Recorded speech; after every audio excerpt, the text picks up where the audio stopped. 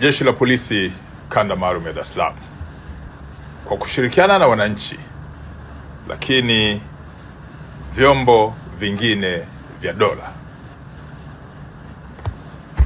linaendelea kuimarisha usalama, na linapenda kutoa taarifa kwamba usalama kwa wakazi wa jiji la Dar es Salaam na jiji kwa ujumla liko shwari. Lakini polisi Dar es Salaam inatambua kuwa tarehe 31 mwezi Machi au tarehe 1 mwezi Aprili mwaka huu wa 2025, kutegemea kuandama kwa mwezi, kutakuwa na sikukuu ambayo inaambatana na shamra kwa ajili ya siku ya Idi. Kutokana na umuhimu wa sikukuu hiyo, Jeshi la Polisi Kanda Maalum ya Dar es Salaam limewekea uzito sikukuu hiyo na limeimarisha usalama katika maeneo yote ya jiji la Dar es Salaam. Maeneo yote ya fukwe yatakuwa na ulinzi wa kutosha,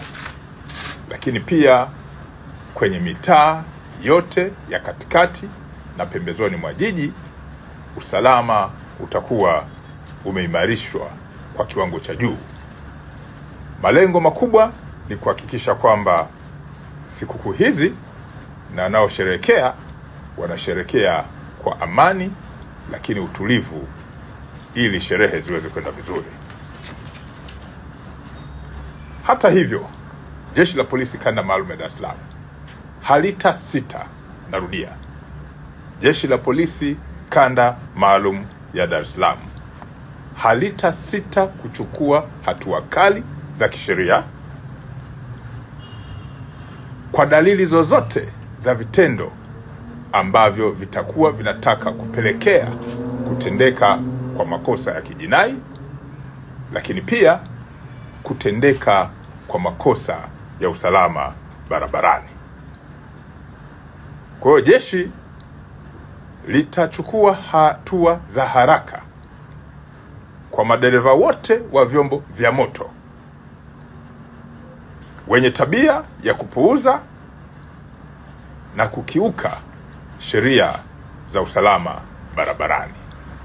Narudia, Jeshi la Polisi Kanda Maalum ya Dar es Salaam halitasita kuchukua hatua kali za kisheria za haraka kwa dalili za vitendo vyovyote vya kijinai au kufanyika kwa vitendo vyovyote vya usalama barabarani ambavyo mara kadhaa vinasababishwa na madereva wa vyombo vya moto ambao hupuuza au kutozingatia sheria